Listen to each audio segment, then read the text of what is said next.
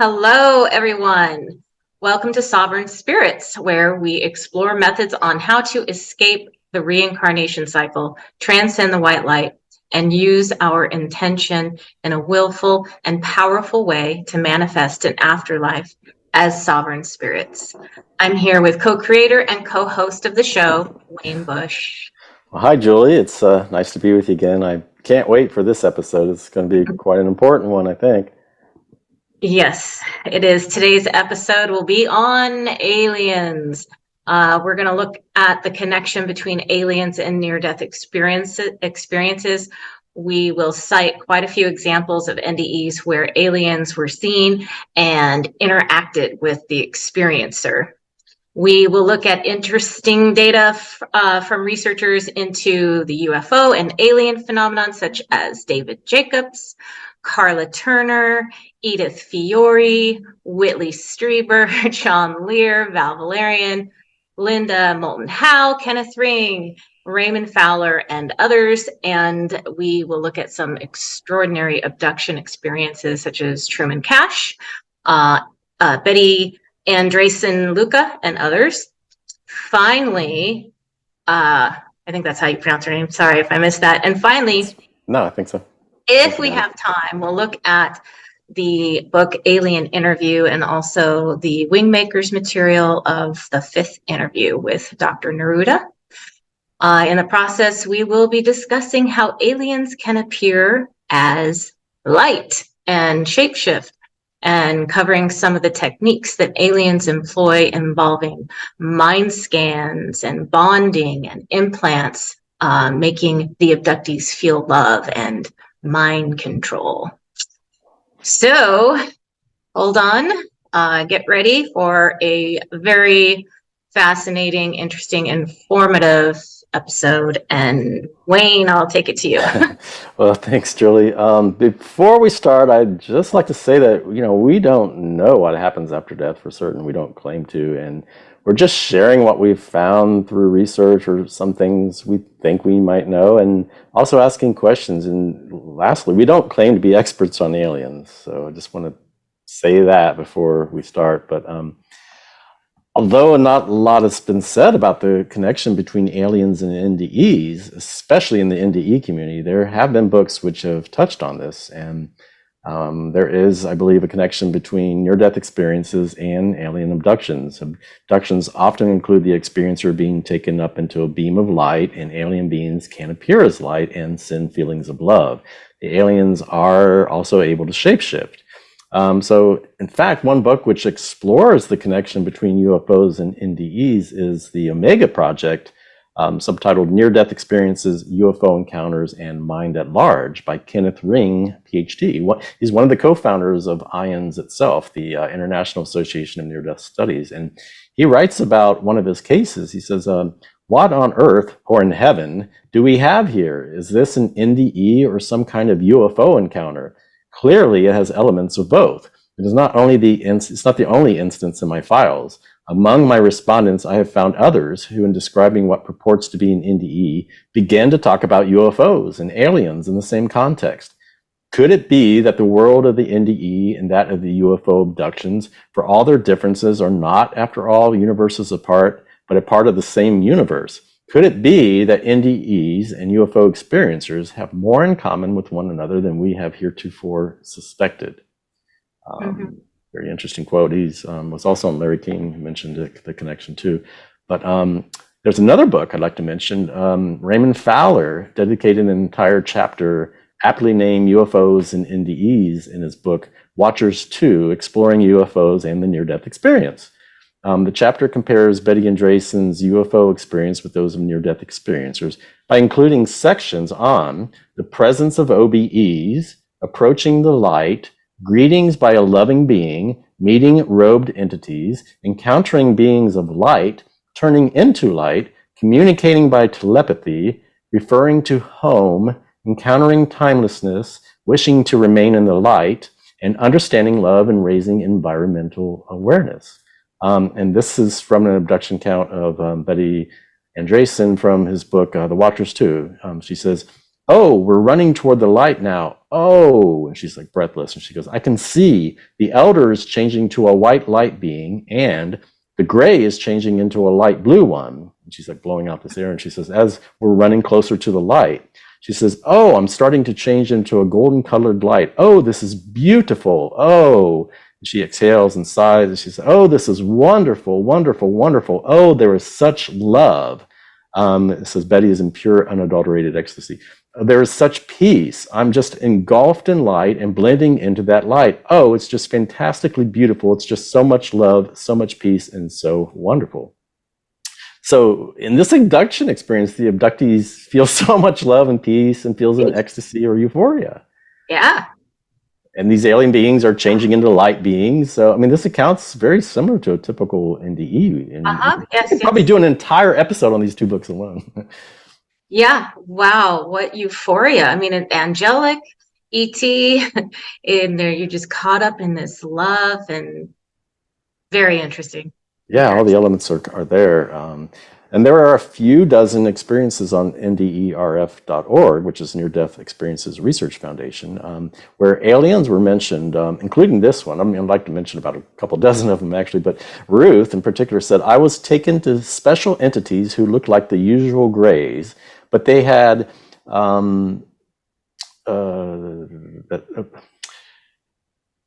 but they had lots of wrinkles on their faces. They called themselves the Council and said they were part of a group called Soul Recyclers, helping souls to reincarnate.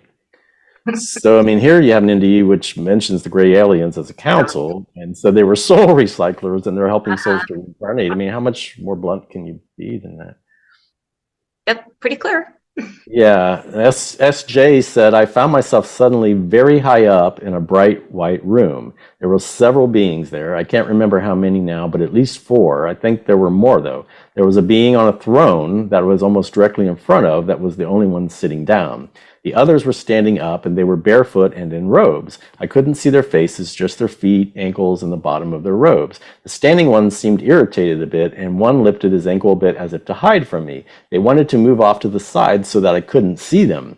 I was forced on my hands and knees and couldn't move or look around except with my eyes. First I thought, cool, weird, and I thought they were aliens. I thought about the fact that there was one on the throne and changed my mind away from aliens.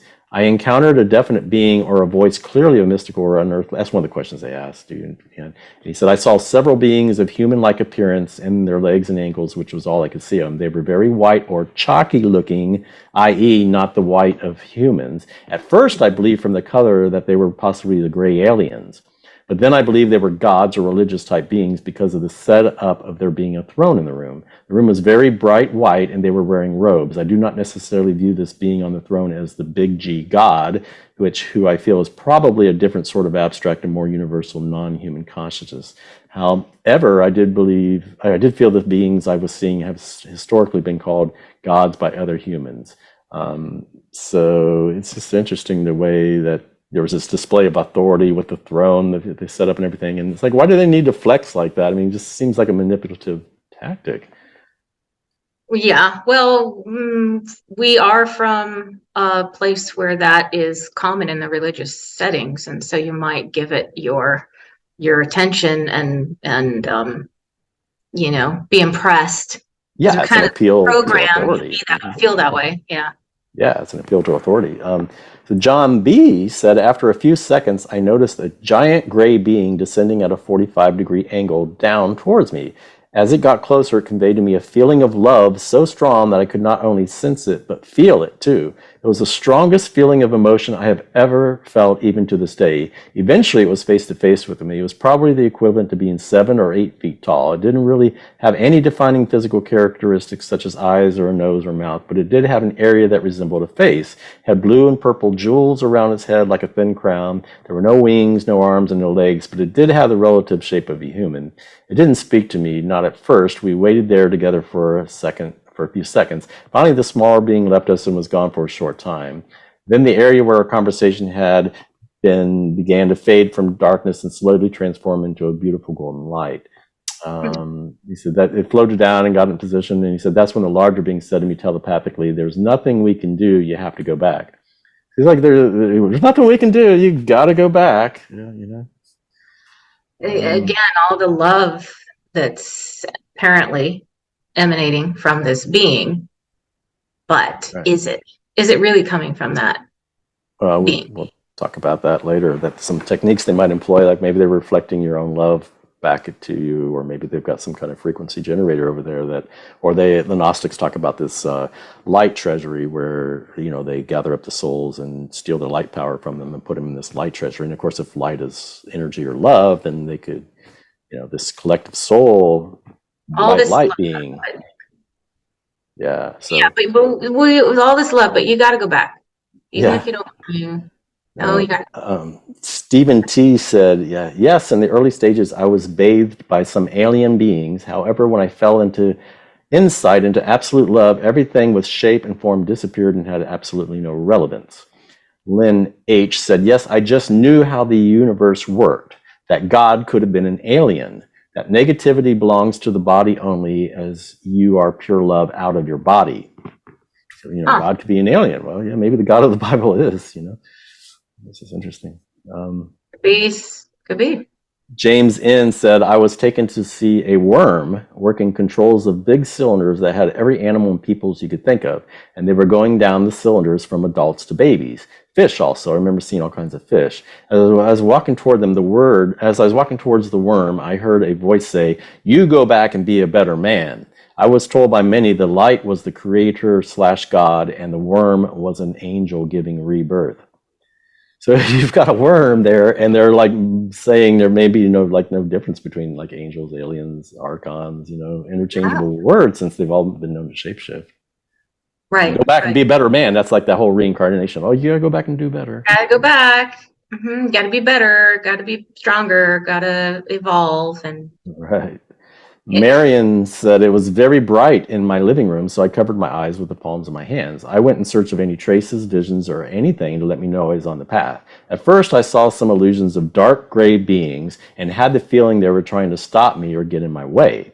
Finally, I said aloud to get out of my way. Instantly, they would vanish only to come back. I went through that about 3 times, and I don't know, so that sounds, you know, dark gray beings. I don't know if that was aliens or not, but it's interesting. Brian S. said, this person appeared only as a huge presence that was perceivable only as waves of distortion, shielded from my consciousness so that I could not see him, her directly. He says, for example, just look at the movie Predator and pay attention to how the alien looks when it is cloaked. That is the effect I was seeing. I was not threatened by this, and I don't want to influence the reader. Utilizing my movie example of a dreadful cutthroat alien, but only wanted to provide a reference to the way it looked. But Suzanne B. said, I saw televisions with pictures that could be controlled by an operator. I know these to be computers now. I met with beings that looked a lot like the drawings I have seen of aliens. The old lady was there, as were 2 alien beings. The communication was full but quick. I would need a book to explain it. It is of my understanding that all will be okay. I knew the old lady. She was my guide at the time. The 2 alien beings are of my soul family, and I communicate with them still. So I don't know. It seems like this person, I don't know if she was saying the old lady was an alien, but she was definitely there with aliens, and she was saying that's her guide and that the aliens were part of her soul family. So I don't know. It seems like another case where there might be masquerading as angels or guides or something. I don't really know. Brian K. said, immediately upon leaving my body, there was darkness. Then I saw several humans that were floating. They told me not to go to the light.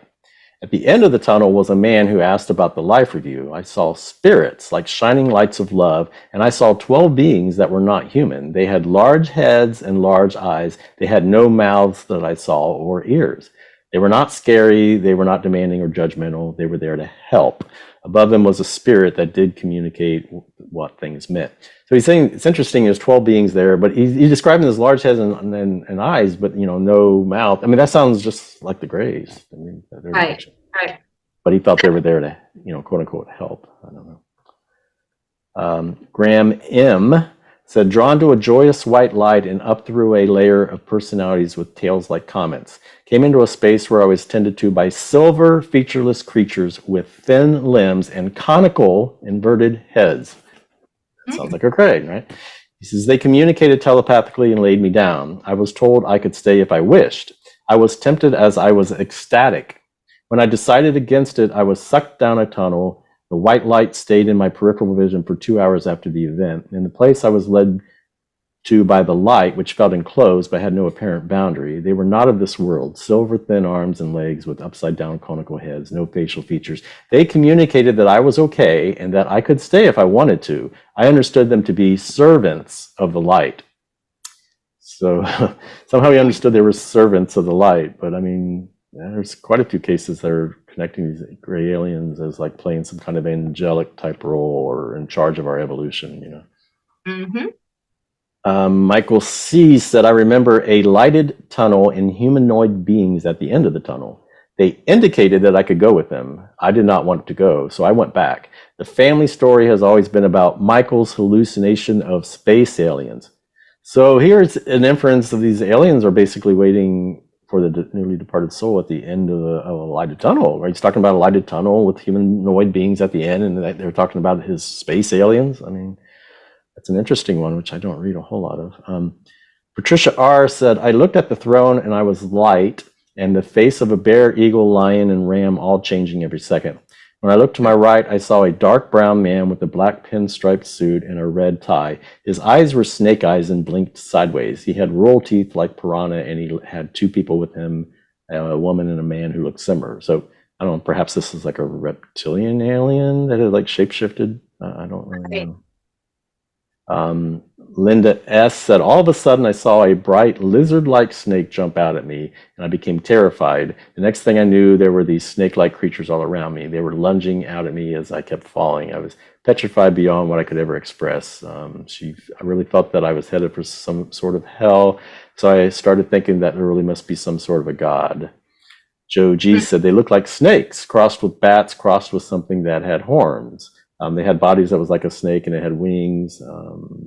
Billy S. said, I told my sisters and my mom about it, and they said I had mumbled about snakes and having a job. So, you know, there was a few NDEs where snakes or reptiles are even mentioned. I mean, it's not all just grays, but yeah. There was one that talked about a mantis. It says, as I sat there watching the class, a praying mantis walked into the dojo and sat in front of me. I felt that this was the long dead master of the style that I studied.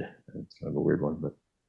And then you have these like shape-shifting like archons or whatever they are. And Andrew C. said an inquiry to me as to which religious symbolic form I wanted the presence to appear in. A few options, then my image of Jesus Christ in a blue robe appeared. Robert B. said, I saw the light approach. I was enveloped by the light and an entity that was to prepare me for what I call my interview with the Supreme Being later in the light. This first being appeared to be the Virgin Mary. Only after asking, are you truly the Virgin Mary, it instantly manifested true identity. I was nearly paralyzed with fear until again asking, please, what is happening to me? What is going on here? Never really said what its true identity was, but it says, you know, so here's the light being pretending to be a religious figure, the Virgin Mary, no less. And, you know, I don't know if it has to show its true form. If you ask it to, or you set your intention to know that, but.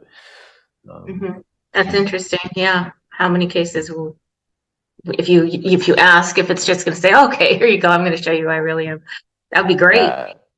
Who knows? Kathy B. said, so the thoughts came into my head, what kind of form or shape would make you most comfortable? It's all about making you comfortable. Yeah, I've heard that.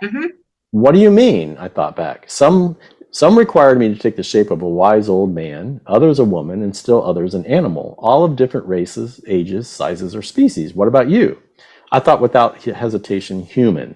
With that, the light began to simultaneously separate into amazing rays of color and intensify into a more solid form. Once the light reached the stage where it looked like a human form, a rather generic-looking cookie-cutter shape, like a gingerbread man, I thought, that is enough. I am comfortable with this form. Very strange. And then the last one, yeah. Natalie S. said the personalities were non-physical in essence, taking on form if they intended to do that for a particular purpose. I perceived the way they look according to what I preferred for my purposes. See, there's Stephen C. Here's just light beings that are shape-shifting. Stephen C. said, I didn't mention it before, but beings of the other side take a physical form so that our conscious minds can understand. Lonnie F. said, I was spoken to immediately and made aware of a presence. After we agreed that I would see him in physical form, he appeared. I think that having me make the decision to communicate with him instead of him just appearing in front of me was more for my comfort than anything else. And Hugo HSR said, they seek you as if they were a good spirit, but they are not, because when they arrive near you, they assume a shape that is frightening. Tunnel without end, and in the distance, it seems to be a blue light calling you for the good, but when you accept death, it controls you through your eyes. When they are near you, the tunnel becomes a sparkling red. Very unique. Wow, controls you through your eyes. Yeah. I mean, these ETs shape-shifting, I've heard over and over again of, oh, my loved one came to me, and then they said it was actually an angel, but came to me as a loved one, so I'd feel comfortable, or another entity. So it's like they can take the form of whomever is in whoever your consciousness is comfortable with. What I find a little interesting, though, is the ones who say, well, which form do you want me to shapeshift into? And others will just take a form without asking. It will just take a form. So it's like they're reading your consciousness and they know who you're going to be comfortable with. So that's how they show up. It shows that you can take control of it and like stop it and ask questions or input something. You're not just necessarily being taken for a ride, that you have some element of control over, and that's what we're trying to stress, is that we need to do that. I mean, first of all, you don't want to go to the light, and you don't want to go through the tunnel of light to begin with, but you don't want to. Well, yeah, I wouldn't recommend walking off with anybody who shows up at my deathbed after I cross over and say, "Come with me," and it's aunt or uncle so and so or grandma, and it's like, no, don't do it. Kiko M said, I examined the ditch carefully. Then as I looked at the other side of the ditch, that's when shapes started to take form. I saw these black creatures that could shapeshift from small to large and vice versa. I was aware that this was not a good place to be. It was like watching a stage play, but with real demonic creatures. I assumed that wasn't in the light or anything. It was like when his car was in a ditch or something. But yeah, so we've got quite a few of these. CS, the last one. I believe that they appeared to me, or I perceived them, in a form that I would understand at the time. Yeah. I mean, hey, I've seen lots of different forms when I've been out of body in the astral. I've taken on different forms using intention. So, of course, they would be able to. Doesn't surprise me. Right. This last NDE is not from NDERF, but it's an NDE reported by a woman named Shelley. And she says, 1 minute you're here and the next minute you're somewhere else. They took me to a room in the sky, and I say they because there were 6 of them there. There were 3 beings on the left and 3 beings on the right. They were dressed in heavy robes. They probably were 8 feet high, and I was very much aware that this was not angels, and it wasn't the Mother Mary, and it wasn't Jesus. These were extraterrestrial beings. The first man or being pulled his hand out of the robe. The skin looked like it was mercury and glass. It was liquid, and our fingers are like this long, and well, his fingers are this long. So the first thing that they told me was, we are harmony makers and chaos creators, and we're both essential to your experience. I asked why one person got one experience and another person got another, and they said, well, you will get the experience that will bring you most comfort. So this account was featured like in a New Zealand TV show, I think it was, and she has this series on YouTube, I forget the name of it, but these beings like flicked her car off the road as if they were just playing a game with her. Just harmony makers and chaos creators. It's just a game. We're just pawns in a game. That is not a comfortable feeling. No, it's not. So that's right. Who knows that? So that is the end of the section on NDEs that I found that featured aliens. And although it's very rare, they're still enough from independent sources to cause major concern. I mean, especially when taken into consideration with what we're going to find out in this ufological literature, which we're going to be covering next. We've very already looked. Me, it's just so concerning to me. Like, I know the listeners. I have friends that they're concerned. Like, how am I going to tell the difference between an angel and the loved one, and ET, and all this light, all this shape shifting, and yeah. Set intention, I guess, like he did. Are you really the Virgin Mary? Like he was. Not maybe it wasn't just that the fact that he asked the question, but he set that intention that you wanted to know. Maybe is more important. Right. So we've already looked at the books by Raymond Fowler and Kenneth Ring that directly compare the UFO and alien phenomenon into near-death experiences. And the next case I'd like to cover is that of Truman Cash. And in his book, The Eye of Ra, the frequent, he recalls through hypnosis many episodes from past lives, and he writes, when one engages in extensive past life therapy, one will uncover many different types of implant stations.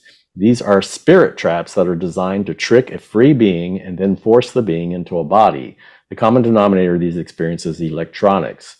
There are many different types of high-tech electronic methods to accomplish this. It appears that electromagnetics plays a key role in this process. What I find amazing is that beings without bodies can be effectively controlled with electronics.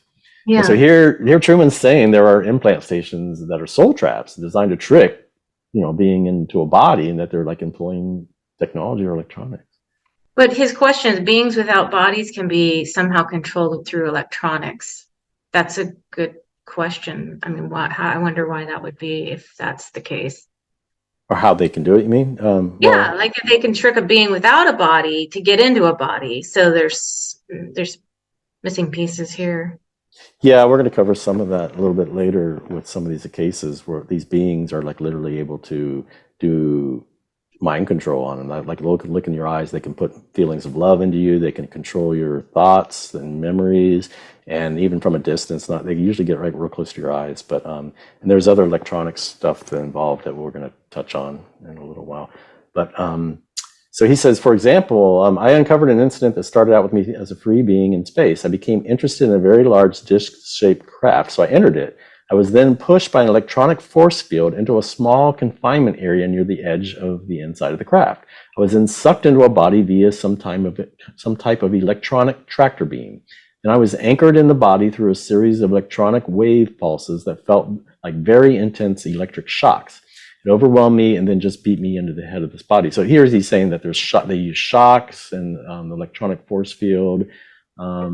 He says, I didn't notice that a very large black spherical implant station was approaching me because my attention was focused on the planet. This is like another case he was talking about. Because in spite of my abilities as a free being, I couldn't fight free. And he says, I was then accelerated down this long curved tunnel toward the light at the end of the tunnel. So here he is mentioning the tunnel and light. Yeah. See, it's that curiosity that you and I have discussed before. Yeah. Is it curiosity that brought us here initially, and then we get sucked in and tricked in the cycle. But why is curiosity should be a good thing? But I guess curiosity killed the cat, I guess, and opened up Pandora's box and let all the misery into the world. And there's a lot of in the movie, that never-ending story. The Curiosity, I think, was the name of the bookstore owner. Anyway, never mind. I'm getting off on a tangent. No, that's okay. Yeah, I mean, curiosity can be a good thing, but you have to use discernment and not just go running off and check out every little thing in the universe, because maybe that's why we're set up protection before you do, and intention and all that kind of stuff. I guess maybe that can protect us. After being totally overwhelmed by this energy beam and pulled through this tunnel, I began to feel very lethargic. I then found myself in an implanting room, being compressed into a female body by a powerful white light energy beam that beat me into a body. It goes, two tall insectoid beings that looked like praying mantises then escorted me to another part of the implant station. I was now in a very large white light room. Again, here's aliens in the white light. He goes, through telepathic hypnosis, I hear a very soothing, hypnotic voice whispering in my ear, sleep, don't worry, we'll take care of you. Don't remember, you have no past. You will not need to remember your past. Be here now, no more thoughts of the past. Move forward into a new life. You will begin a new life in the light. After I was thoroughly inculcated in this white light amnesia room, two insectoids approached me and told me that I was ready to begin my new life. So a white light amnesia room, which implies the white light wipes the memory. Maybe. Oh my word! Okay, yeah. This is a pretty revealing case. Yikes! Very revealing. If it's real, I mean, I have no reason to doubt. I mean, all of these things, again, all of this that we're sharing in all these episodes need to be taken into consideration and sifted through and try to put the puzzle pieces together. Yeah, he goes, this involves an alien, a bug-like one, a praying mantis-like alien. I have the impression of a voice, possibly programming. Something flashed in my head. I'm going on impressions. I saw that foggy light. I hear a voice say, go to the light. And I go to the light. He goes, the phrase "go to the light." It's an implant station. I see a big round sphere like a space station, maybe. So they're programming him and using mind control, evidently. What happens next? The insect guy. I think right before that, I'm in an area that feels like a round room, and there's this intense white blinding light coming from the walls. The walls of the inside of this sphere were radiating this bright white light force field. So here's like more technology, is white light's actually coming from the walls. Mm-hmm. He says, "Oh man, don't go to the light. I'm shutting this capsule and shot on this planet. I think it's Earth." And he's like literally saying, "Don't go to the light." Mm-hmm. Yeah, so there's more of it. It kind of repeats the same thing a lot over and over and over. He goes, "They put me in a body. They tricked me. They put me in a capsule and shoot it onto a planet." Yeah, he says this light goes to this implant station that's just huge. It reminds me of a small planet or moon. It's just really huge. At the end of the tunnel of light in this room with glowing white light, there's a body in the middle of the room. The light just pushes me into the body. Don't go to the light. I was right about that. He goes, "The new age light, it's part of the trap." So he's literally saying the light's part of the trap in his book. Wow. He's an abductee. He said, "I'm being programmed. Be in the light. Always return to the light." He goes, "I can see why people are drawn to it. It's like taking a vacation, milling around in the white light. There's no pain there. You're being programmed to be a sheep." He goes, "Where you're rammed into bodies with force beams. It just pulls you like a force you can't resist." And he says it feels good. And they're saying you can always come to the light. And he says, "You feel like you're really loved and you're really special." And I don't know, it's just these insects and white light and ramming them in another body and seeming like mind wipes and all the stuff we've been talking about. But here it is, not in an NDE, but in an abduction scenario. Yeah, so he said these beings of light were insectoids. They only appeared to be light beings due to their uncanny ET ability to create illusions in the mind of abductees. He says this ability, as I have mentioned before, can best be described as telepathic hypnosis. Other researchers use the term screen memories, which we'll get to. Right.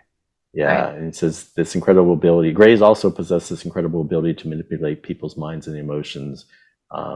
So yeah, I mean, Truman's basically saying that his experience with the tunnel lights is a trap and a trick, and it's being perpetrated by these insectoid or manuses or whatever, and that they're using these force beams and stuff. Very interesting. None of these so far they didn't receive information on why this is happening.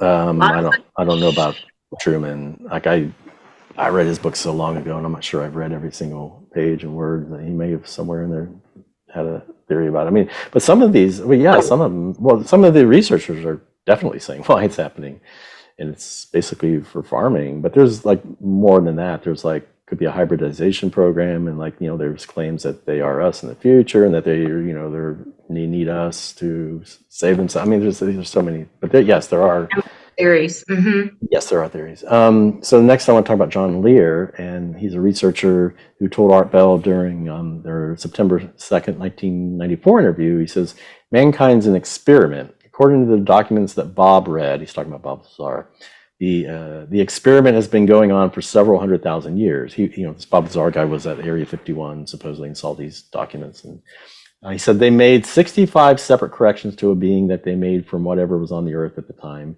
mated or genetically engineered from something else they had to make into us what we are today, and what they refer to as containers. Now, what we contain wasn't specified. You can say it was blood, hormones, enzymes, that sort of thing, but also there's fairly good evidence that the experiment involved the soul, and that they can experiment with the soul. They can remove it, they can put it in, they can save it, whatever they want. That's my best guess. It has to do with the soul. But to what end the experiment is, I don't know. So notice John's speculating that they may be experimenting with the soul, and they can remove it, save it, transfer it. And he says, "I think they created the whole thing, and that's their interest." He says, "I doubt the experiment is over." And in a January 15, 1988 interview with Art Bell, he said, Art Bell brought up this previous interview where John Lear told him not to go to the light. And Art says, "I recall you saying one thing to me, John, that has haunted me for years and haunts me today. We have had a number of guests on this radio program about life after death. Inevitably, in every warm and fuzzy life after death story, people rush towards the warm, inviting light, down the tunnel into the light. And once you said to me, John, don't go toward the light. It's a trick. Go toward the darkness. And John replied, now remember, I qualified that by saying that's what Whitley Strieber told me. And Art said, well, it still bugs me because what if I had to make that choice? And John said, well, right now I'm going toward the darkness. And later in the program, Art asks him, John, why the dark light? And John said, well, because according to Whitley, if you go to the bright light, you have made a conscious choice of which direction to go. And supposedly, according to him, at that point, if you go to the white light, the grays, or whoever's in charge of this thing, can decide what to do with you. Now, they can either send you back into another body, or they can put you into the black box. Whereas if you go into the dark, you go right back into a terrestrial body, and you can continue on with whatever body you got into. So notice Whitley said the light's a trick and go toward the darkness, but I doubt going into the darkness is going to bring you back to a terrestrial body, unless that's like your intention. But he also mentioned this black box technology, which we'll refer to later. And I know that later John said he's planned on going to the light, as that's where all his friends will be. And I guess John found out because he's no longer with us. I hope he is in a good place.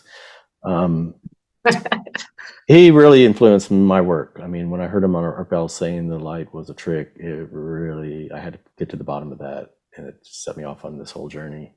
Val Valerian is another influential researcher. In 1990, he wrote a book called Matrix 2, The Abduction and Manipulation of Humans Using Advanced Technology. And he wrote, fourth density grays, the ones who are primarily dealing with Whitley Strieber, are the ones who possess the technical equipment to draw energy from the human bioplasmic field. They also have the ability to extract memories and experiences from the human being. It is they who await in the light when a human being dies. The human being is then recycled into another body, and the process begins all over again. Fourth density grays are, in fact, sensation junkies. To experience human emotions is the closest they themselves ever come to the idea of feeling. He later writes, these entities have been abducting humans for many centuries. These entities view Earth as a big farm and have been essentially raising and harvesting humans, and apparently abduct humans to take back to their home planet to raise there in a kind of human husbandry scenario. And so he says that these humans, or he speculates that they can be legally harvested for various slavery purposes, and that were considered raw materials, like to be used as nutrition and also for parasitic energy by these aliens. So, here Val in 1990 is before the movie The Matrix came out. He's got these books called The Matrix, and he's talking about them drawing energy and farming and harvesting humans.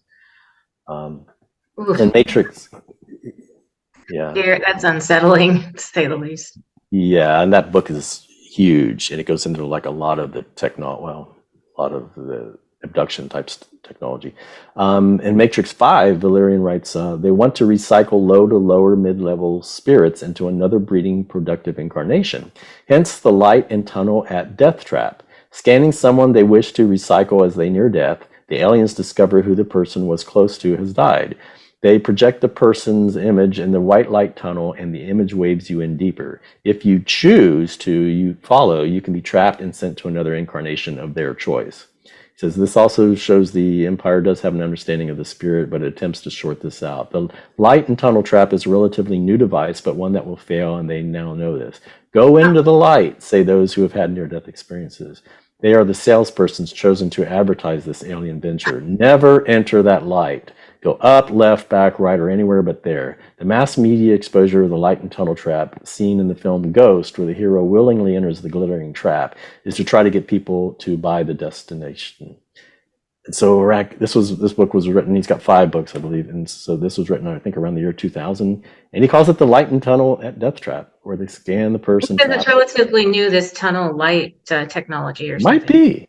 We hadn't really heard much about the phenomenon until, I believe it was the early 70s, when Raymond Moody wrote that book on Life After Life, which talked about the near-death experience. I don't think there were any books prior to that really went into detail about what happens. I mean, there were there was a painting by, I think, Hieronymus Bosch that showed a tunnel and, angels at the end of the tunnel. So there must have been stuff that happened. There were other NDEs back in history, but it wasn't like a commonly known phenomenon until the 70s when Raymond Moody wrote about it.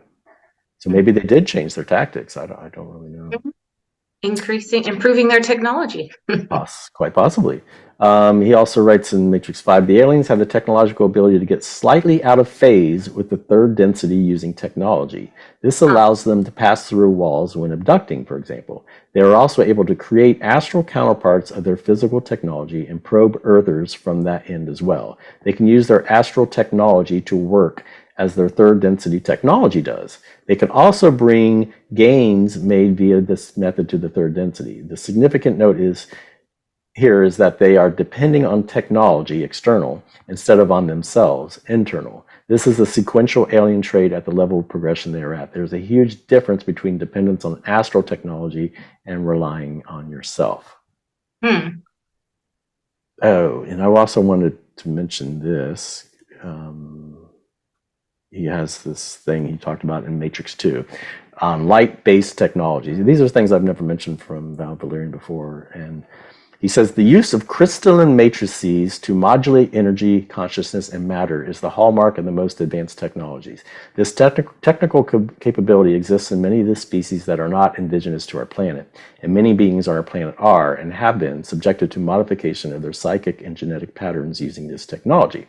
The Andreessen affair was a good example in that it illustrated some of the technical capabilities that are being imposed on humans to achieve ends that are as of yet unspecified. The human body, a resonant bioelectronic crystalline structure, can be deeply affected by patterns that are entrained upon it.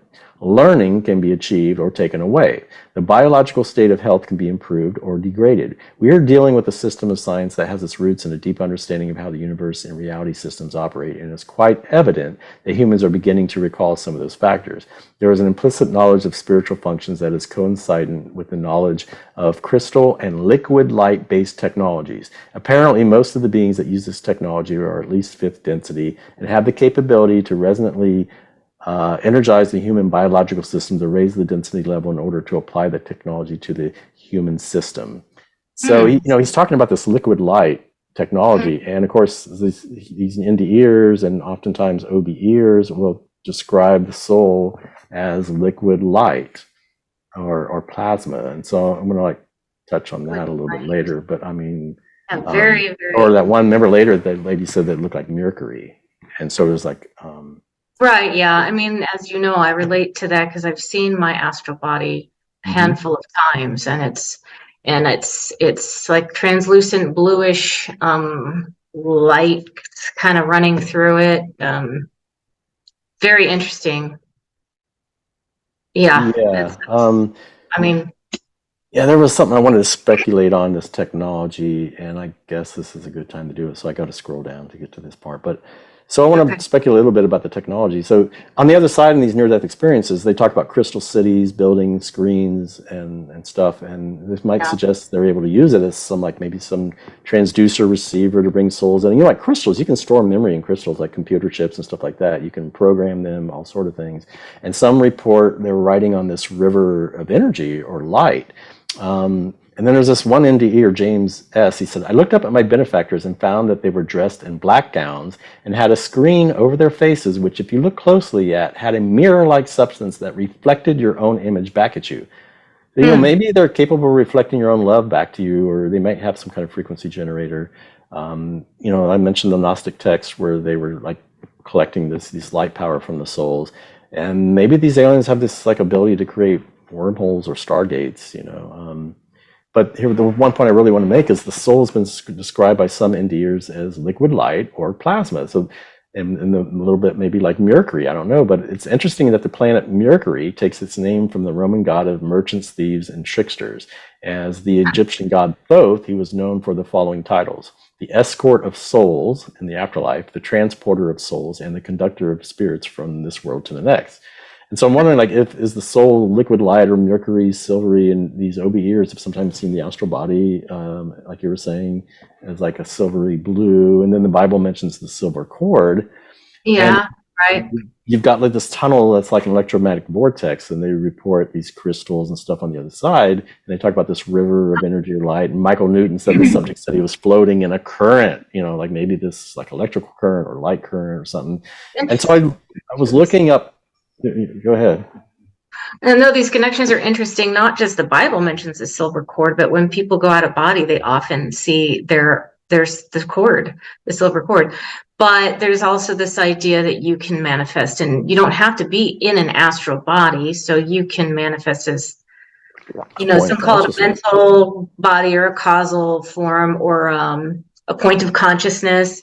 And so if we cross over and we find ourselves in an astral body, maybe, because that's a lot of the time that's familiar to us. And so it's jarring and unexpected to be out of your body, and you might be looking at your dead body, physical body. So you're going to see yourself as what you just were. But maybe you're comfortable with having a body. You're comfortable with having a body and seeing a body and taking on a form of a body, and you're maybe even expecting that. So that astral body may be made up of like some kind of mercury or plasma or liquid light, and that is something they can potentially pull with some kind of magnetic. And so what we should probably do is just not have any body. I mean, William Gilman has said that we can be, we don't need a body at all. We don't need any form. So we could just get rid of that body and be just a point of consciousness or whatever.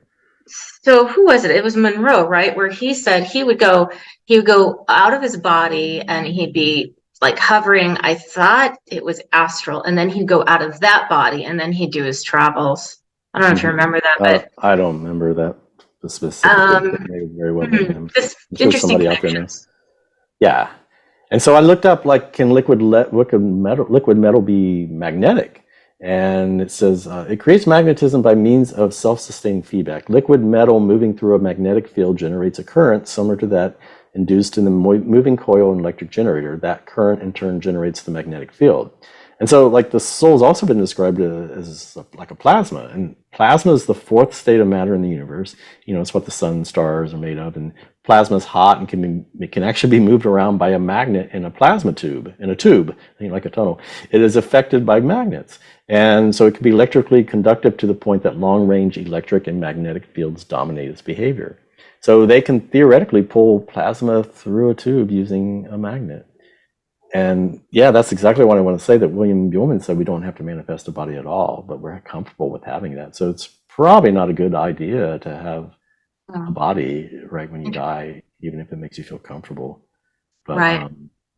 If you look at the light, you become attracted by its allure, and you end up setting an unconscious intention to go there, you get pulled in, then at that point you're in their domain, and they have the ability to like look in the eyes, or maybe control you and make you feel love toward them, or they even said to be able to do this at a distance in the 3D world, and they may very well be able to do this on the other side. Anything they're doing here with technology, they may be able to do it on the other side, even though it's an astral plane. But because I don't know, it's just no way to know for certain, with your life review or other life memories are really your own, because they're able to implant memories into here, as we're going to find out later. Right. So, I guess I wanted to just touch on the technology before I moved on. Yeah, it's really interesting. Jeez. Yeah, it really is. And, so these aliens can appear as light, and they can take religious form, as we mentioned. Edith Fiore, she's a hypnotherapist, and in her book Encounters, one of her case studies, Sherry was taken up into a craft in a beam of light, and under hypnosis recalled, "It seems like I see a flash of light. I feel this pulsating, pulling kind of sensation. It seems like there's some kind of form that seems to be mostly light. I feel kind of frightened. It's pretty scary.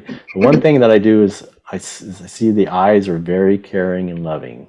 The face I saw was gone. It was more amphibian-like than anything else. I feel like it's like light, some kind of light that's making me calm. It's calming. It seems to be emanating from whoever's around me.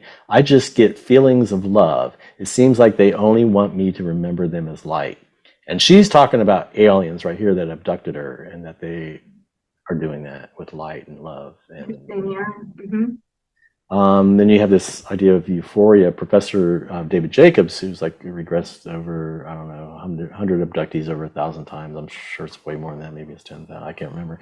But in this book, Secret Life, he says, unaware abductees can have inexplicably exaggerated emotional reactions to normal activities. He says, one young woman woke up feeling extremely euphoric. when she rode her bike into town, she had an inexplicable feeling that she was falling in love with every man who looked into her eyes. And he also says bonding. During mind scan, the taller being can elicit specific emotions in the abductee, such as fear and terror. Often he will create an instant rush of pleasurable emotions in the abductee that bonds her to him. As he stares deeply into her eyes, she may feel that the taller being is really a good individual. She wants to help him. She wants to be with him. She wants to give herself to the being's program. They say they have love for the taller being. Let's see, what else? They institute selective amnesia. He said they interfere with people's volition and force them to do things against their will. And they can do this from afar. They mitigate fear and stop physical pain. They institute selective amnesia, communicate telepathically, and create complex images and scenarios in people's minds. They generate at-will sexual arousal and emotions such as love, fear, and anxiety. They make people love them. In many ways, the aliens seem all-powerful. So this seems somewhat similar to the feelings of love that near-death experiencers feel. And if these aliens are capable of doing the mind scan and bonding here and at a distance, then why wouldn't they be able to maybe do it in the afterlife as well, if they're so advanced? Right. Oh, yeah. Maybe something like that's going on with these NDEs. He says, now as you look at him, what kind of feelings go through your mind? Love. By love, do you mean directed toward him or just sort of amorphous? It's for everything. Are you looking into his eyes also? He makes me. And in his book, second book, The Threat, he's talking more about how they elicit, it says aliens almost always stared into an abductee's eyes at a distance of a few inches or less and seemed thereby to elicit love, fear, and anger. Some of these mind scan procedures could put movies in their mind. And later on, he's like talking about how they can tap into the optic nerve and the nervous system to do this. And they felt love, warmth, and affection emanating from him. And they feel love and affection for the aliens. Even Bud Hopkins wrote in his book Missing Time, the situation of abductees being made to feel special, loved members of the select occasionally occurs in abduction cases. And he likened it to the Reverend Sun Young Moon's Unification Church and how at the beginning of the recruitment, an overpowering sense of being needed and wanted is systematically instilled in them. And so it's kind of like he's likening it to mind control and how they're using love to manipulate. And I know we were talking last night and you were mentioning about love for pets and if you want them to do certain things. Do you remember what you were saying?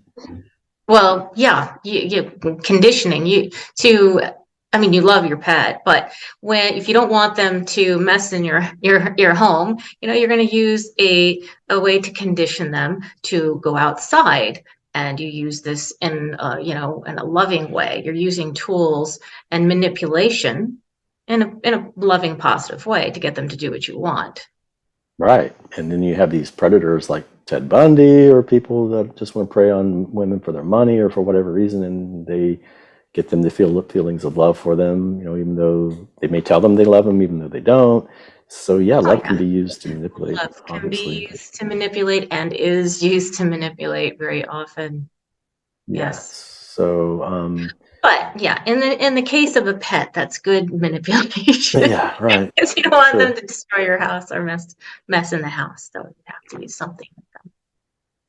Yeah, he says Whitley Strieber in his book Communion wrote, I realized that the extraordinarily powerful states I was examining could lead me in two undesirable directions.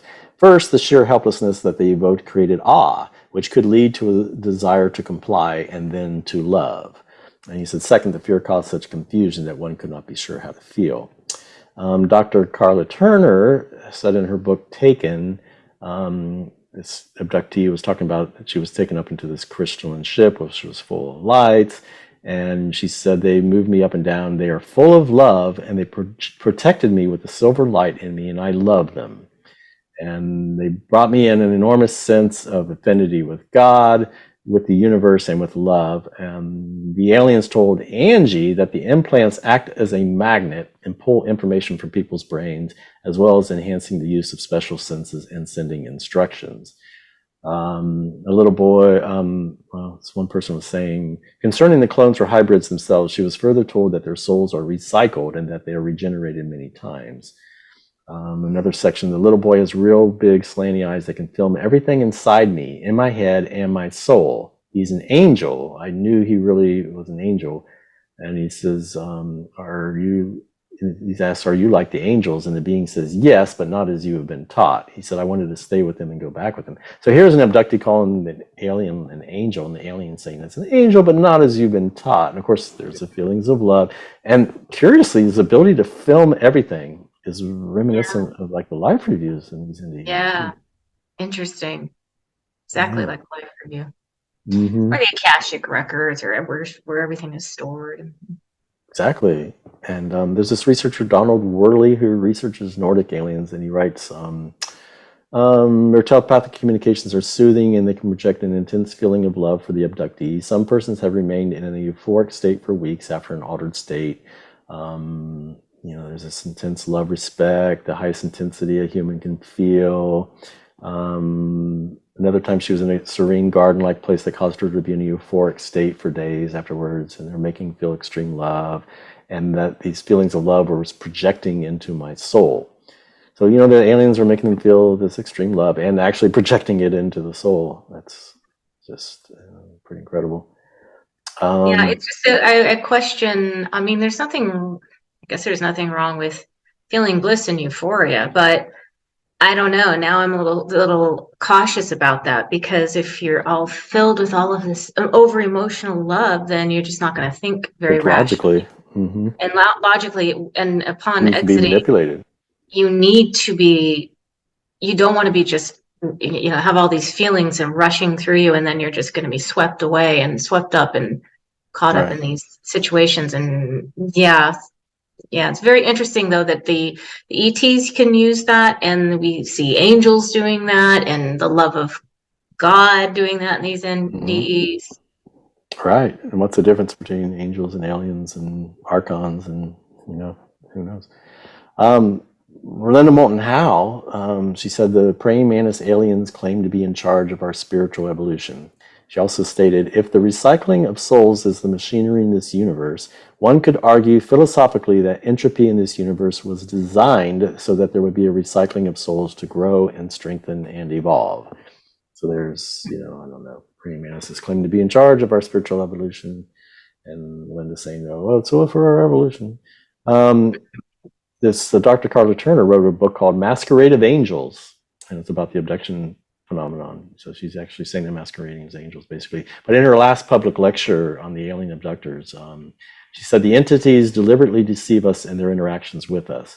This is the number one fact that has emerged from our research into this field. If I'm able to leave you with only that one message, that we are being deceived in many ways by these interactions, then I'll be happy with my work today. She said aliens show a mysterious interest in the human soul. A young girl whom the aliens asked if they could borrow her soul, two different abductees totally isolated from each other. It happened to both come from the St. Louis area, both shown at the age of 5 a gigantic metallic spherical object somewhere in space, and were told in essence it was the soul recycling center. A man who watched as his young body was killed and his soul energy released, captured in a container, and taken to a new replacement body where it was reintroduced to the body through the technology of the little black box you may have heard about in some of these cases.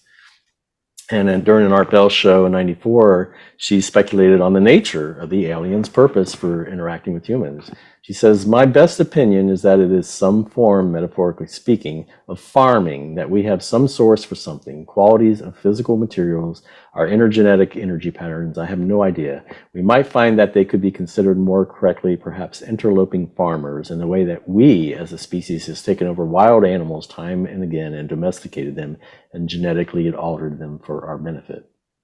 So she's talking about, it's farming, and she had been researching for quite a few years and had a number of books. And then she said she was going to come out and name some names, and she was no longer with us. She died of cancer at a very young age. But there. Woody Strieber, from his book Communion, said, I remembered my protest to her when she reassured me about the operation not hurting me. The sense of helplessness was an awful thing to contemplate. You have no right, I had said. We do have a right. 5 enormous words, stunning words, we do have a right. Who gave it to them? By what progress of ethics had they arrived at that conclusion? I wondered if it required debate, or it seemed so obvious to them that they never questioned it. maybe their right came from a different direction than one might think. If they were a part of us, it might be that we granted them the right they assert. If they were real visitors, though, I wanted to know the ethics behind their assertion of their right. Of course, we ourselves barely question our rights over the other species on Earth. How odd it was to find oneself suddenly under the very power that one so easily assumes over the animals. Hmm. Maybe they do think of us like, we think of animals here on Earth, and they feel they have the right, Right. do whatever they want with us because we aren't as evolved as they are, or whatever, because we look at animals and it's like, we justify it like, oh, God gave us dominion over them, or they don't have as Right. many feelings as we They're do. here for our benefit. Right. That's And how. so maybe they're thinking, well, these guys are using this cosmic pressure to get us, to try to get us agree to come down here to Earth and pre-plan our lives, or trick us into giving this so-called consent. I mean, I'm no lawyer, but like it seems like contracts that are made under duress or not on the up and up, like really aren't valid. But or ones that Right. are causing others unwanted suffering. But Whitley, in his book Transformation: The Breakthrough, said, I cannot forget my memory of the visitor's claim we recycle souls. It had also been said to other participants. I thought of Joe Sharp's experience of the whole tone of what was happening to me. It was becoming clear to me that the visitors were concerned with the life of the soul as well as the body. And from Carla Turner's book, Into the Fringe, the hypnotherapist Barbara asked Fred, do you like them? He shook his head silently in the negative. Are you being taken against your will? Yes. Do you think you are genetically linked to them in any way? Yeah, in a way. Does that give them a right to do what they were doing to you? And he says, nobody has the right to do or mess with my body, he insisted, unless I want them to. So this abductee feels he was taken against his will and that nobody has the right to unless he wants them to. That I know there was like Jeff Mara had done a show recently, which I didn't watch, but they were asking if the alien abductions were like part of the life plan that we make before we come here. And where the life plan, where these guides or counselors supposedly they plan these injuries and sufferings for us in this guise of growth and stuff. And yeah, I mean, it's just a really interesting question. Yeah. I've heard that as well, that it's part of the life plan, these kinds of episodes, abductions, and But it's very confusing because on one hand you have these books of people have pre-birth memories of in between lives, and they plan their lives before they come down there sitting with the counselor and like, okay, I'll do this, and they seemingly they agree to do it, right, in the guise of growth. I mean, who knows? But then you have these near-death experiences that are literally forced back against their will, or you have these alien abduction experiences where they seemingly are being taken against their will too. right. It's perplexing. There's a dichotomy there. Yes. Then there's a situation of aliens in control. David Jacobs says the aliens have control over our thoughts and actions. And the threat he wrote, once joined with the abductee's neural pathways, the alien essentially has free reign to do what he wants. The abductee is no longer in control of his own thoughts. I'll go back to the Carla Turner. She said in her lecture, the entities routinely take control of the human in a number of ways. They could take control of the person's perceptions. They take control of the person's emotions. They take control of the person's actions and also the person's subsequent memories. No matter what kind of contact, humans cannot react freely, cannot react independently, and therefore cannot accurately assess the situation through sensory input and cannot internally respond in a normal fashion as he would to other incidents. So she's saying these entities are in control and exert that control all through states of consciousness, and the control can extend to a number of different processes within the person's physiology and psychology. Yeah, and there's such a thing as like these false screen memory implants, or like Carla Turner in the book Taken wrote, but intensive research shows that at the core of the human-alien interaction, there is a clear pattern of deception. Screen memories are often used to mask an alien abduction. Quite often, hypnotic regression is used to uncover the events behind the screen memory, and that is when a typical alien abduction surfaces. These recovered memories may well also be yet another screen. And David Jacobs, in his book, The Threat, he was talking about Bud Hopkins publishing Missing Time, and the study where these 7 abductees found that a person could be taken many times during the course of their life and might have screen memories that masked other abduction events. and that the aliens cloud what memory the abductee has by injecting confusion and false memories into his mind. An abductee might think he saw an angel, a devil, or a deceased relative standing by his bed. And they have conscious recollections which are often tainted with screen memories, false memories, fragmented memories, the remnants of imaging and envisioning procedures, and wishful thinking. So notice he said they may think they saw an angel or a deceased relative. Right. Yep. I've even interviewed a few people with ET abductions, and they talk about the screen memories and missing time. That's very common. Right, in abductions, absolutely. And Whitley Strieber wrote in Communing, he says, I did not know that the owl and the light were screen memories that concealed a traumatic experience. So he's talking about the light also. He's not mentioning just, I mean, maybe it was a light and an owl, but they're using the light somehow in there too. In Masquerade of Angels, Dr. Carla Turner said, once you get past the screen, you then find out what really occurred. So I wish David Jacobs would use what he knows, his techniques to get past these screen memory implants, the way he does it in alien abductions, and then apply it to between lives and near-death studies. Yeah, that would be amazing.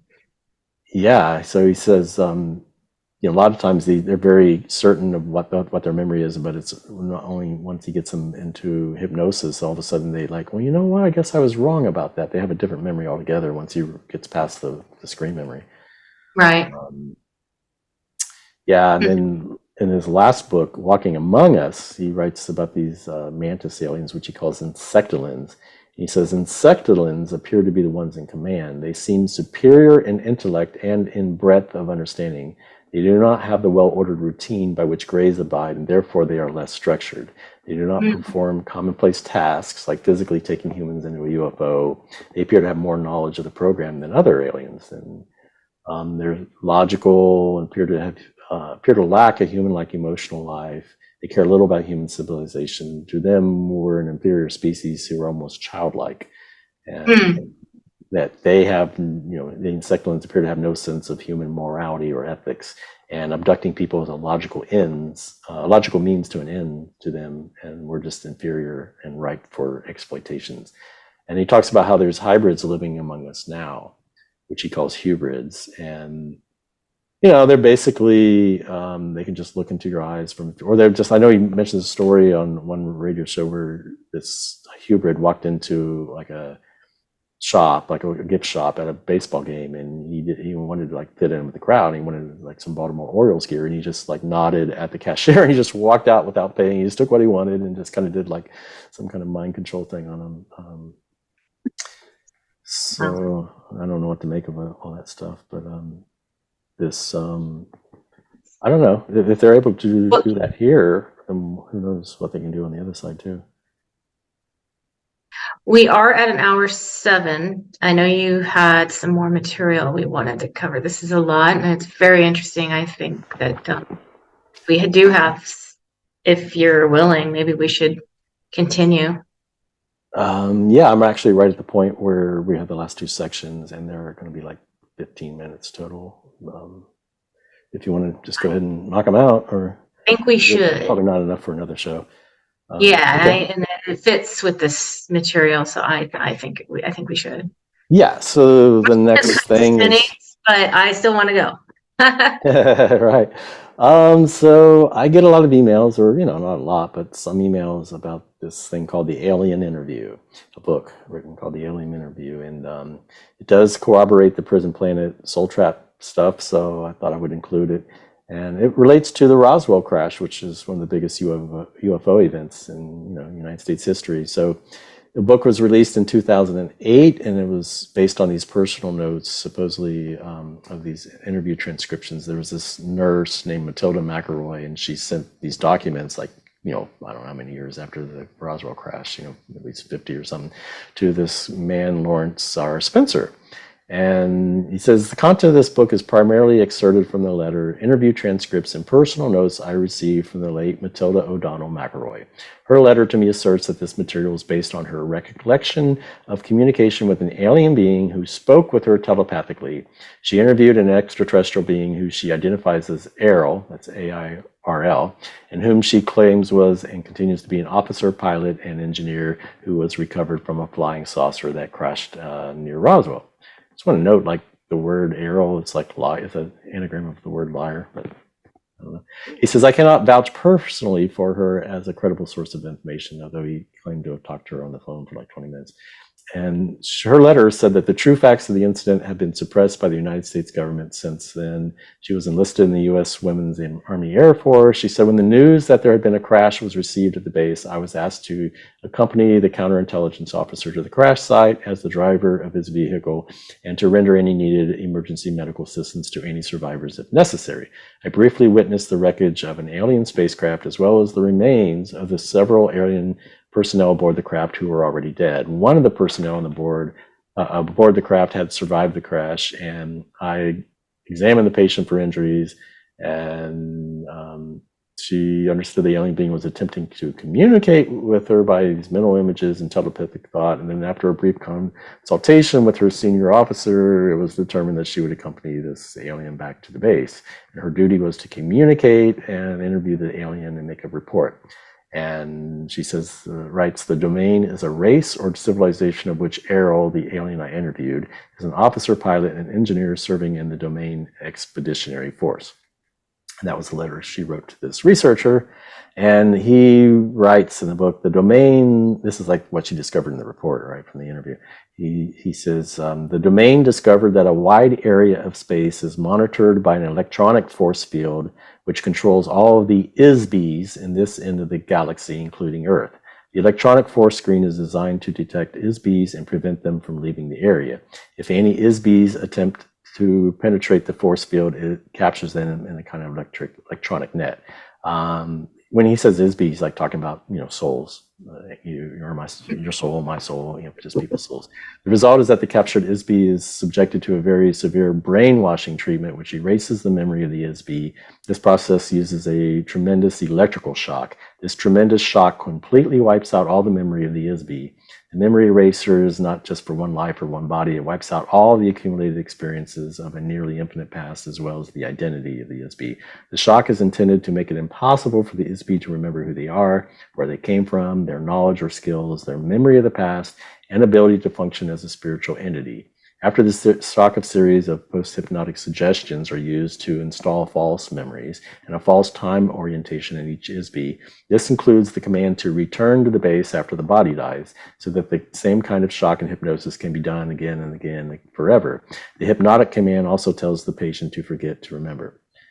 So, I just wonder if there's an electronic net around the planet. If there is, then how are OBEers going outside of the net unless it's all inwards travel? And the same with NDEers. How are they able to seemingly go beyond the planet unless there's some kind of portal maybe that's opened up, some kind of tunnel technology? I don't know how. Yeah, I've heard of the net often. Mm-hmm. The grid and the net. Yeah. The net, when in their meditations, when they're out of body. Yeah. So this seems to collaborate. I mean, if you're in a different body, maybe you could get through the net if you're not in your astral, if you're in that. Well, that's the point. I mean, if it works on a physical level, it must have to work on an astral, because they're saying like it's to capture souls after they die. So you're obviously not in the physical anymore. You're on at least the astral. You're in the astral. Uh-huh. So they're claiming that this net captures even non-physical bodies. So I'm asking, like, how is it that OBEers and NDEers, because sometimes they say they're going out into the galaxy or something like that, unless it's just like a copy or something, word, or I don't really know. But and it goes on and says, what the domain learned from the experience of this officer is that the old empire has been using Earth as a prison planet for a very long time. Exactly how long is unknown, perhaps millions of years. So when the body of the ISB dies, they depart from the body. They are detected by the force screen. They are captured and ordered by hypnotic command to return to the light. The idea of heaven and the afterlife are part of the hypnotic suggestion, a part of the treachery that makes the whole mechanism work. After the ISB has been shocked and hypnotized to erase the memory of the life just lived, the ISB is immediately commanded hypnotically to report back to Earth as though they were on a secret mission to inhabit a new body. Each ISB is told they have a special purpose for being on Earth, but of course there's no purpose for being in a prison, at least not for the prisoner.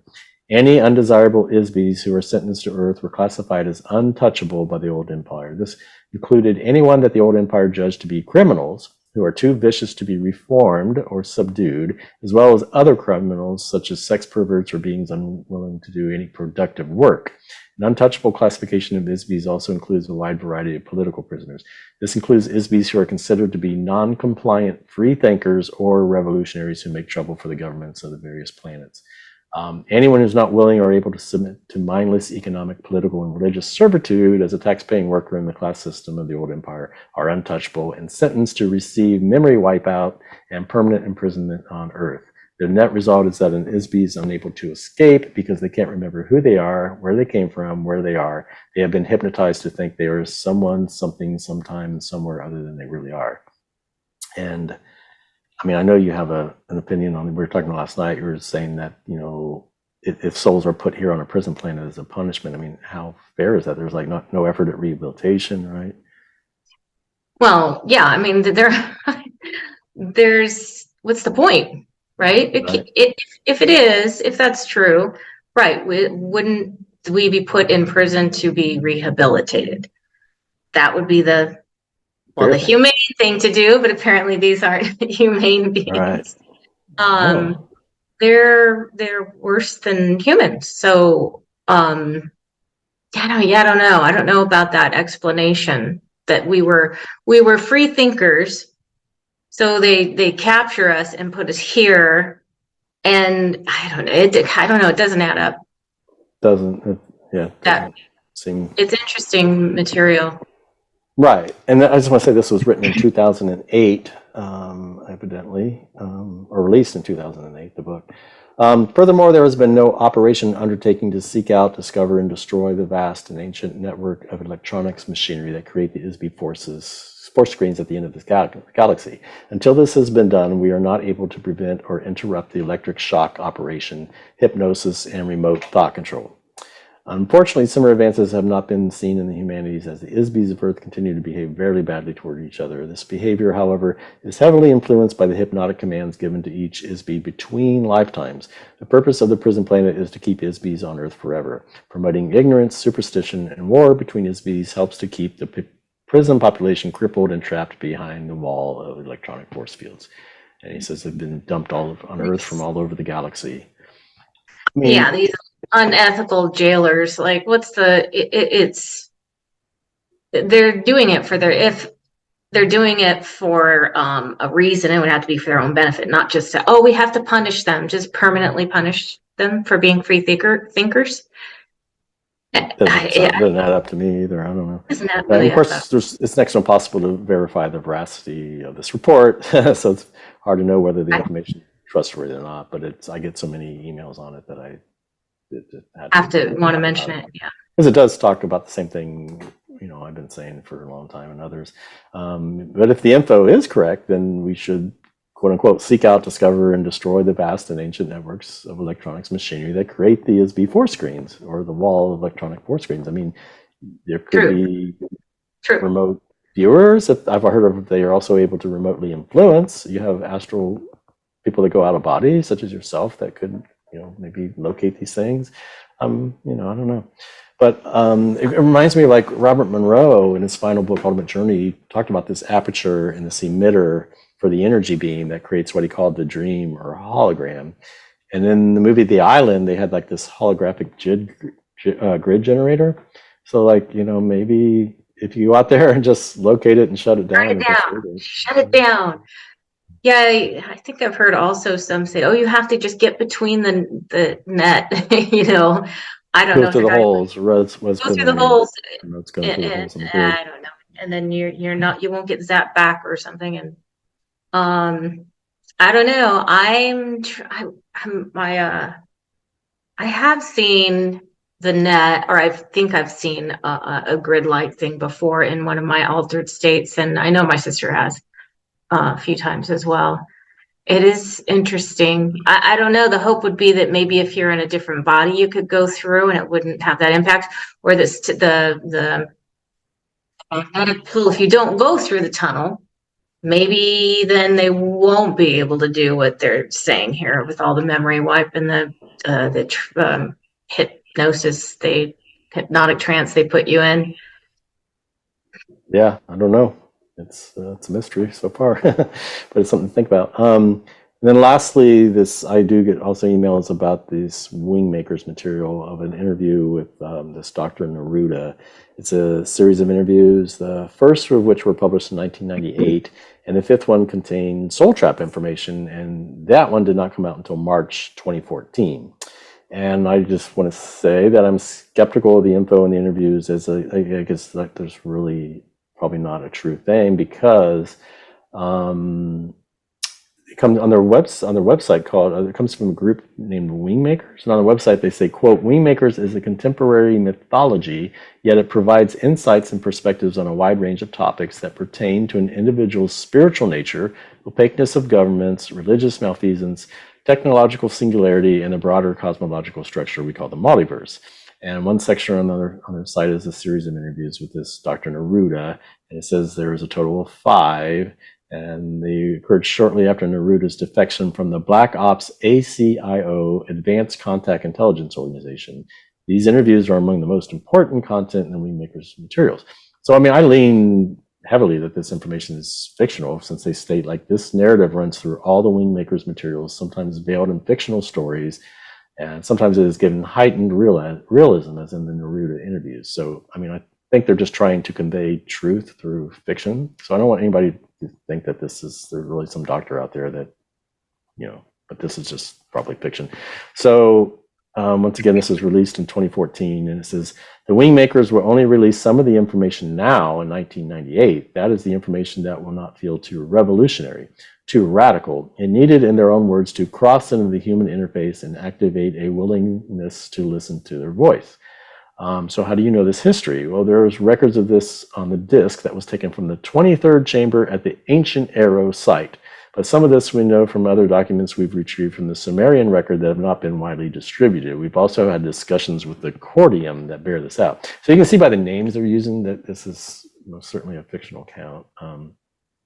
So Dr. Neruda says, "You have to understand that the implanted functionality was partly to make the human 1.0 and its power source, the life essence of an Atlantean, to function efficiently and effectively as miners. That was the prime goal. The second was to suppress the power source, or in this case, the Atlantean beings inside the human vessels. They did this by making the power source ignorant of its origin and the reality of its true expression as an infinite being. The infinite inside the body believed it was the body and implanted functionality and nothing more. What happened when they died? Let me be clear, these beings, the Atlanteans, were infinite, meaning they did not have space-time regulation. They lived after the body died. However, the Anunnaki created a set of planes or dimensions of experience that was the equivalent of a holding plane. That's what the Wingmakers called it, where they could be recycled. Recycled as in reincarnation? Yes, later on this became the basis of reincarnation. It allowed the Anunnaki to recycle the Atlanteans. Some aspect of the implanted functionality were interdimensional, which is to say, it could assist in the delivery of the beings to the proper location within the holding planes of consciousness and assist in their reincarnation back into a new vessel. Marduk, he was intimately involved in the evolution of the species. That was his role. Marduk was programming emotions and feelings. He was evolving humans too quickly. But remember, this was the evolution of the functional implants, the interface between the power source Atlanteans and the human physical body. So it was the interface that was being evolved, which enabled the human body to show emotion, to communicate, to sense more of the three-dimensional world called Earth. You can't enslave an infinite being unless, of course, you lock them into a human uniform. What humanity is now, the functional implants of the human interface are perfectly integrated within the human vessel. So we think our thoughts or emotions are us, that space-time is what our thoughts and emotions exist in, even the thought of a God, heaven, hell, soul, masters, all these things are part of the program. It's integrated in both the dimension of the earth plane and the afterlife. The afterlife is part of the deception. The Anunnaki created the biological form. The body, the Anunnaki created the biological form, the body. The Syrians created the functional implants, and Marduk executed the programming of these functional implants so they would evolve along a programmed path. This was all part of a design to create various religions and esoteric cults that would support a vast hierarchy and order the human species into master-student relationships, and then create a multi-leveled afterlife that would reward those who believed and were obedient to their god or masters. The whole principle that was behind this entire endeavor could be summed up in one word: separation. Everything exists in separation within the earth plane and its afterlife planes as well. But according to the wing makers, what is real is that we are all imbued with equality and oneness, not through the unconscious mind, which only links us in separation, but rather through the life essence that is us. And this life essence is sovereign and integral. It is I am, we are. No one is above, no one is below, no one is better, no one is lesser. We evolved into it in such a manner that we became lost in our world. The veils that have been placed over us are opaque, so much so that people operate as human uniforms, unaware that everything around them is illusory. It is a program reality that is not real. Everything is simply sound, holographically organized to look real. Humans were designed to have God consciousness, meaning to have the same understanding and awareness as Anu, but then Anu took this evolutionary line and positioned God consciousness so far out in the future that humans would essentially be chasing this God consciousness forever. They'd be chasing shadows because until they awaken from the deception, the only God that exists in that world is Anu. Once awakened as I am, we are, or the sovereign integral, a human being lives as an expression of this consciousness. He says everything became learning lessons. The earth was a schoolhouse. If you learn your lessons, you won't have to keep incarnating. Learn, learn, learn. But what are you learning? You're learning to believe in the afterlife as it was described and prescribed by Anu and his designers. You are learning to don your human uniform obediently. You are learning to discern how humanity is different. He says the sober reality is that after you die, the being inside you is met by a guardian who would take you to your destination based mostly on your deeds in this life. However, most beings are taken to a life review where you face your life in every detail, and based on that experience, an authoritative figure will prescribe your next life options for reincarnation. You are essentially recycled into the same program with a new mother and family, and a programmed life path is laid out for you to follow. The afterlife program and process is all part of the master program to retain the enslavement of the beings. Remember, we're interdimensional beings, meaning we exist in 3D and the higher planes. It's just that these higher planes are designed by the Anunnaki. They are not of the real dimensional planes. He says, the wing makers, as a future expression of human 3.0, have entered our space-time, they're time travelers, and have begun to crack open this prison reality. The fourth intervention point is each of us practicing the sovereign integral process. And it talks about this wall that they demolish, and when the wall comes down through the efforts of all beings that are undergoing the sovereign integral process, and this makes it possible for all human beings to step forward into their infinite self or life essence. What's important is you understand you're being programmed and you seek an internal source of direction, inspiration, and movement. The sovereign integral process is focused on you, the individual, directing your own self life essence to express itself in oneness and equality. We're infinite beings, and this fact cannot be battled up indefinitely. So it's quite a tale. Believe me, I edited that down. So, even though this appears to be like a fictional story, some truth can be conveyed through fiction. I mean, just look at some of the movies like The Matrix or Truman Show. And here they're telling the story how we came to be enslaved inside these bodies or shells in a like holographic reality. And they too emphasize the need to be sovereign. So there you have it. Hope that was too much to take in. That was a lot to take in. Yeah, that's a lot. That's just, and you pared that down so much too, everything. I did. It's actually, I can't remember which is which, but yeah, one of them is like 80 pages and the other one's longer, but yeah, I don't know. It's a lot. It is a lot. And it's, I know it's not pleasant to hear all this stuff. That we're being manipulated and don't really remember who we are or where we came from or any of that stuff. But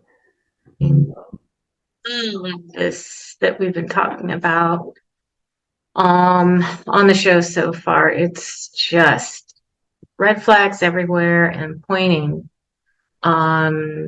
at least to We need to keep asking questions. We know there's deception going on some level. We know that. So why? I'm not sure. Right. Lots of theories behind that, but Mm-hmm. just the fact that it's happening, just for me, I just so want to figure out how to not come back, to be honest. And I think a lot of people watching this probably have that same feeling of no plans on coming back, and how do I make sure that I accomplish that? Right. If everything was on the up and up, there just doesn't seem like there would be so much manipulation involved, deception, and Right. force against, forcing people so many years to come back, or the alien abductions. I mean, they're claiming that we give our agree to this kind of stuff, but I mean, that can't be proven, or it's just kind of up in the air as to what level that would even exist, if it even does. So Yeah. that's why we're stressing the need to be sovereign and to discover the manipulation tactics, because if you don't know what's happening or how it's happening, it's going to be hard to escape and go your own way. And I don't know. I think there's enough clues out there with intention and sovereignty that in putting up protection, it just seems to be, I mean, was it Max Planck, or a lot of the physicists today are saying that reality is consciousness based. It's not, physical. This is all a hologram. It's all, they're saying it's sound generated, but I mean, it's, waves, and it's not what we think it is. It's just the brain is, deciphering these signals and waves, the thinking everything around us looks like it does, but it really doesn't. And so it's like an illusion that we have to step outside of, go beyond. And if we're still fighting against the physical, if we're still thinking at a physical level and not a consciousness-based level or a spirit-based level, then it's going to be very hard to break free. If we just trust everybody without any discernment whatsoever, then that's a dangerous thing to do. Well, thank you for going over all of that material. Very helpful to me. I'm going to listen through again, as you know, and try and get timestamps up for everyone, so it's a little more convenient for people, hopefully. Yeah. That's helpful. Sure. Then I can just jump to whatever part they want to listen to again. Yeah. And I don't know if we're going to be putting a video up the day after Father's Day or not. We will see how that goes, because we might take a break, but I'm not sure what's up next for us. Is that a question? Kind of. We thought religion or astral stuff. We're thinking religion or astral projection. If we would just want to do a quick and dirty show, we could do something on like music or language or something. But yeah. Well, so I think we're ready to sign off, if that's okay with you. Yeah, I just sounds like a good point to do that. Okay. All right. Thank you to everyone for watching. We do hope this content is helpful to you. If it is, give it a thumbs up and subscribe and hit the bell icon and share this video and others. And don't forget to comment, leave comments, and talk with one another. Feel free to do that. We're not always able to get to every comment, but we are trying to read all of them. So thank you for interacting with one another, and thank you for your encouraging words. This has been Julie McVey. And Wayne Bush. And I just want to say good night, sleep tight, and don't let the archons bite. All right. Join Sovereign Spirits next time. Bye, everyone. Bye.